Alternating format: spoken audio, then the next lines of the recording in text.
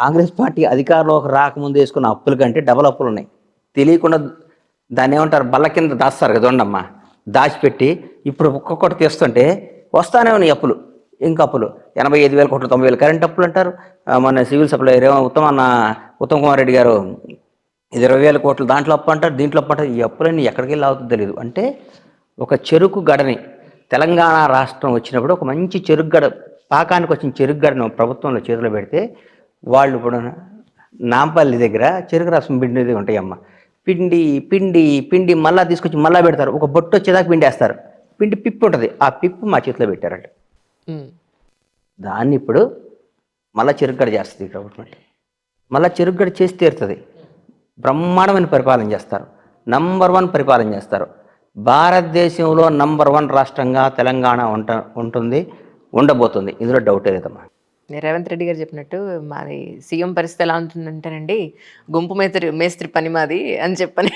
పైగా రేవంత్ రెడ్డి గారిలో ఉన్న గొప్ప విజనరీ ఏంటంటమ్మా, ఆయన సొంతానికి 100 రూపాయలు ఖర్చు కూడా పెట్టుకోరు. 100 రూపాయలు కనీసం కార్లు కొనుక్కోవటం కానీ, ఒక ఇల్లు కట్టుకోవటం కానీ, ఒక దుబారా ఖర్చు, ప్రజలకు అందుబాటులో లేని ఖర్చు, ప్రజలకు ఉపయోగపడిన ఖర్చు ఆయన సొంతంగా పెట్టుకోరు. ఆయన షెడ్ వేసుకుని షెడ్లో కూడా ఉంటా అన్నారు ఆయన. దీనివల్ల నాకు ముఖ్యమంత్రి గారికి ఈ కార్లు కాదు. ఆయన అనుకుంటే ఇవాళ ఒక 50 కోట్లు పెట్టి కొత్త బ్లాక్ కలర్ కార్లు ఒక 20 కార్లు కామంటే ఒక చిన్న సంతకం పెడితే వచ్చేస్తాయి, గంటలో వస్తాయి అని. వద్దు, ఆయన కార్లు ఆయన తిరుగుతున్నారు. పాత కార్లకు రంగు మార్చమన్నారు, ఆ కార్లు తిరుగుతున్నారు. అది ఆయన గొప్పతనం అమ్మా. మీరు ఆయన ప్రమాణ స్వీకారానికి ఎల్బీ స్టేడియంలో పడుకుంటున్నారు, ఏం చేశారు? వెళ్ళాను ఆ రోజు. అంటే నేను అవన్నీ ఎందుకు మాట్లాడతానంటే అమ్మా అంజలి, సార్ మా కార్యకర్తలకి కొందరికి ఉత్సాహాన్ని ఇవ్వాలి నేను.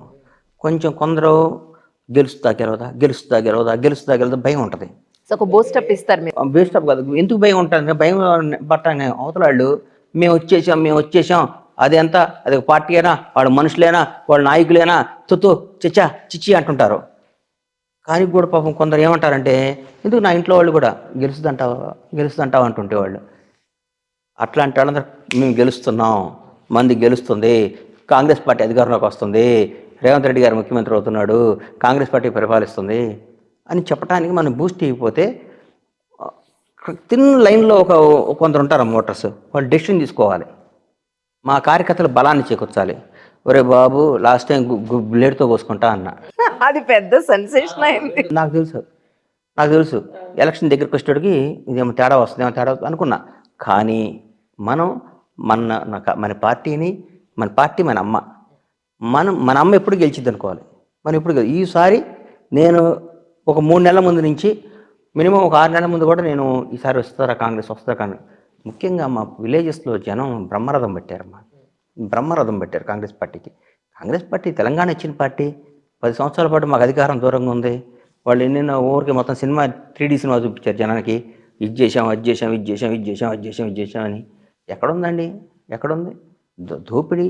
ఇవాళ 2014లో కాంగ్రెస్ తెలంగాణ వచ్చినప్పుడు వీళ్ళ బ్యాలెన్స్ షీట్లు, ఇప్పుడు వాళ్ళ పర్సనల్ బ్యాలెన్స్ షీట్లు ఇప్పుడు వేసుకోమని చెప్పండి. వాళ్ళ ఆస్తులు ఎక్కడికి వెళ్ళిపోయినాయి? ఎక్కడెక్కడ ఉన్నాయి? ఎంత సంపాదించారు వాళ్ళు? ఊరికే అది ఇది అంటారు. నిన్న కాక మన 2 రోజులు రాగానే అప్పుడే ఆ బీమా రాలేదు, కరెంట్ రాలేదు. ఒకళ్ళు మాట్లాడుతుంటే నాకు వీళ్ళని ఏం చేయాలరా అనిపిస్తుంది. తప్పు కదండి. ఒక 10 రోజులు గవర్నమెంట్ ఫామ్ అవ్వాలి, మాట్లాడుకోవాలి. మీరు చేసిన బొక్కలేంటి, మీరు చేసిన తప్పులేంటి, మీరేంటి, మేమేం చేశారు, మేము ఇవన్నీ ఆగమించి మేమేం చేయాలి, మేము హామీలు ఇచ్చాం, జనానికి ఇచ్చాం, అవన్నీ నెరవేర్చాలి. ఇప్పుడు మొత్తం ఇల్లు ఇచ్చామమ్మా, ఇల్లు మొత్తం పెయింట్ వేసుకోవాలి కదా. మేము ముందు కనీసం పెయింట్ వేసుకోవాలి కదా, కనీసం బాత్రూమ్ అయినా కడుక్కోవాలి కదా. నువ్వు అంతా ఆగమాగం చేసి వెళ్ళిపోయావు, చండాలం చేసి వెళ్ళిపోయావు. దాన్ని క్లీన్ అయినా చేసుకోవాలి కదా, దానికి 2 రోజులు టైం అన్నా ఉండాలిగా, కనీసం నెలన్నా మాకు ఇవ్వాలిగా. అట్లా ఊరికే మైక్ ఉందని ముందు పెద్ద 10 ఏళ్ళు అనుభవించారు వీళ్ళు. ఎవరో షాడోలో వచ్చిన లీడర్స్ అమ్మ వీళ్ళు. సెల్ఫ్ మేడ్ మెంబర్స్ కాదు. ఒక రేవంత్ రెడ్డి లాగా సెల్ఫ్ మేడ్ మ్యాన్ ఆయన, అవునా కదా. మా Uttam Kumar Reddy self made man, మా బట్టి విక్రమార్క గారు సెల్ఫ్ మేడ్ మ్యాన్. సొంతంగా వీళ్ళు వచ్చిన నాయకులు వీళ్ళందరూ సొంతంగా వచ్చారు. వీళ్ళు నాన్ననో తాతనో మావయ్యనో బాబాయ్నో వాళ్ళ షాడోలో వచ్చిన నాయకులు కదా. మాకు కాంగ్రెస్లో నేను ప్రో కాంగ్రెస్ అని మీరు అంటున్నారు కాబట్టి అడుగుతున్నాను. జనాలు అడిగేది ఏంటంటే, ఇప్పుడు ఈ ఆర్టీసీ ఇలా ఫ్రీ చేయడం వల్ల మాకు మా పట్ట కొట్టారు, మాకంత బిజినెస్ లేకుండా పోయింది అని ఆటో వాళ్ళు అంటున్నారు. మరి అలాంటి వాళ్ళందరికీ మీరు ఏం సమాధానం చెప్తారు? అదే అవన్నీ ఒక 2-3 రోజులు అట్లా ఉంటుంది కానమ్మా. 4 రోజుల తర్వాత ఆటో వాళ్ళకి జీవనోపాధి బ్రహ్మాండంగా ఉంటుంది. దానికి ఆటో ఎక్కేవాళ్ళు ఆటో ఎక్కుతారు, బస్సు ఎక్కేవాళ్ళు బస్సు ఎక్కుతారు. వాళ్ళ జీవనానికి జీవనోపాధికి ఏమాత్రం డౌట్ ఉండదని నా నమ్మకం. రాజకీయాల్లో ఉద్దండ పండితులు మీడియాలో ఉన్న ప్రస్తుతం ఉన్న టాక్ ఏ నడుస్తుందో హాట్ టాపిక్ చెప్పమంటారా? ఏమనుకోరు కదా? నేనేమనుకుంటాను, వాళ్ళు మాట్లాడేది నేను చెప్తున్నా తప్ప నా మనసులో ఉన్న మాట కాదు. నా మనసులో నేను చెప్తాను, అది కూడా టెలికాస్ట్ చేయాలి. Done sir, done. 6 నెలల్లో కాంగ్రెస్ గవర్నమెంట్ని దించేసే పరిస్థితి కనపడుతోంది. ఆల్రెడీ ఎమ్మెల్యేలని వాళ్ళ వైపు టర్న్ చేసుకునే పరిస్థితులు కనపడుతున్నాయి, పావులు కదులుతున్నాయి అంటారు. ఈ పాయింట్లో మీరు ఏం చెప్తారు? మరి నేను చెప్పింది కట్ చేయకూడదు. అలాగే సార్. మనిషి బతికెత్తినాడు, మనిషి జన్మెత్తినాడు, వాడు ఒక రాజకీయ నాయకుడు అయ్యే ఉంటే అన్న నా కొడుకు ఎవడైనా సరే వాడు ఆత్మహత్య చేసుకొని చచ్చిపోవాలి. ప్రజలు గెలిపించిన పార్టీ కాంగ్రెస్ పార్టీ, జనంలో నుంచి వచ్చిన పార్టీ కాంగ్రెస్ పార్టీ. మీ బతికే దొంగ బతుకు, మీ జీవితమే దొంగ జీవితం. పక్క పార్టీ ఎమ్మెల్యేలను లాక్కోవటం, పక్కాళ్ళని లాక్కోవటం, అదొక బతుకు కాదు. అది నువ్వు అనుకుంటావు బతుకని. మీకు లేనిపోయిన మీరే డిసైడ్, నేను రాజుని, నేను ఇది చేస్తా అది చేస్తా. చచ్చిపోయిన పాముకు కూడా ఇంకెందుకండి?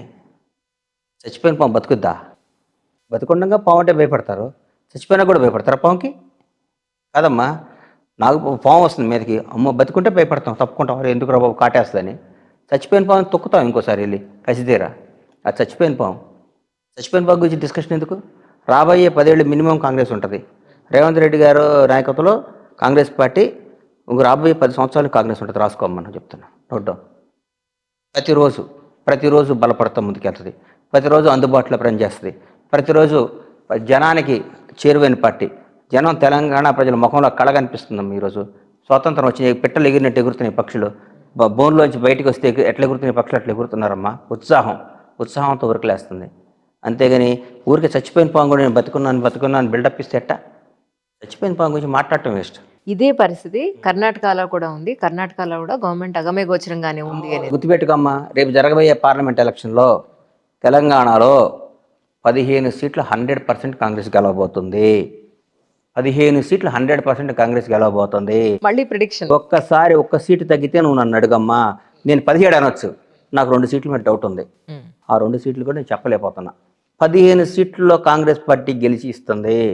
మళ్ళా నేను చెప్తున్నా, 99% మేలో భారతదేశానికి ప్రధానిగా రాహుల్ గాంధీ ఉంటాడు. రాసుకోమ్మా, ఎందుకో చెప్తున్నా. ఇప్పుడు పవర్ ఉన్నప్పుడు భయపడతాం, బాధపడతారు. అమ్మ అందాడితే ఎందుకు వచ్చింది బదులుగారా, మనకి వాడి చేతుల్లో లాఠీ ఉంది కొడతాడు అనుకుంటాం.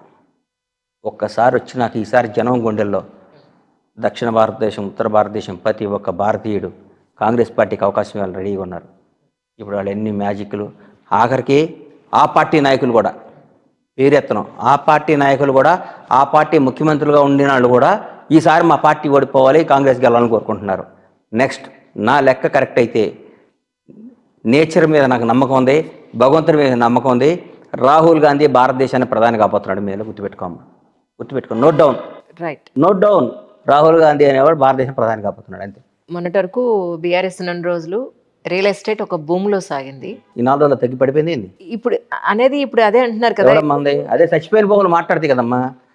ఇప్పుడు దింపుడు గల్లే ఆశ ఉంటుంది కదా వాళ్ళకి దింపుడు.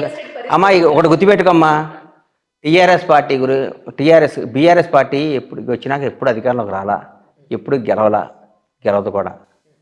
వాళ్ళు పార్టీ మారటం వాళ్ళ ఎత్తిమే శాపం, పార్టీ పేరు మారటం. టీఆర్ఎస్ అనే పార్టీ ఉండగా వాళ్ళు తెలంగాణ తీసుకొచ్చారు, పోరాడారు. తెలంగాణ తీసుకురావాలి, తెలంగాణ ఇచ్చింది మేము, పోరాడారని ఉండేది.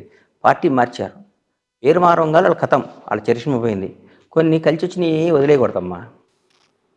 కొంత సెంటిమెంట్గా మా నాన్న పాత స్కూటర్ ఇది కొన్నా బాగుందిరా, పెద్దలు ఊరికే చెప్పరు. పెద్దల మాట చాలా గొప్ప మాటలే. రేపు మనం ఉంటే మనకు బాగా కలిసి వస్తుందిరా, నమ్మాలమ్మా. రియల్ ఎస్టేట్కి వచ్చిన ఢోకా ఏం లేదు, బంగారంలా ఉంటుంది అంటారు. బ్రహ్మాండంగా పెరుగుద్ది, అద్భుతంగా చేస్తాడు. రేవంత్ రెడ్డి గారు విజనరీ అమ్మా. రేవంత్ రెడ్డి కాంగ్రెస్ ప్రభుత్వం విజనరీ. ఎంత మేధావులమ్మా. మా క్యాబినెట్ ఎంత అందంగా ఉందండి, ఎంత అద్భుతంగా ఉందండి.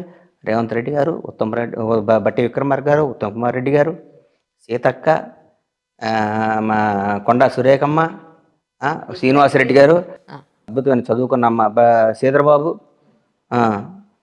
ఎంతమంది అండి.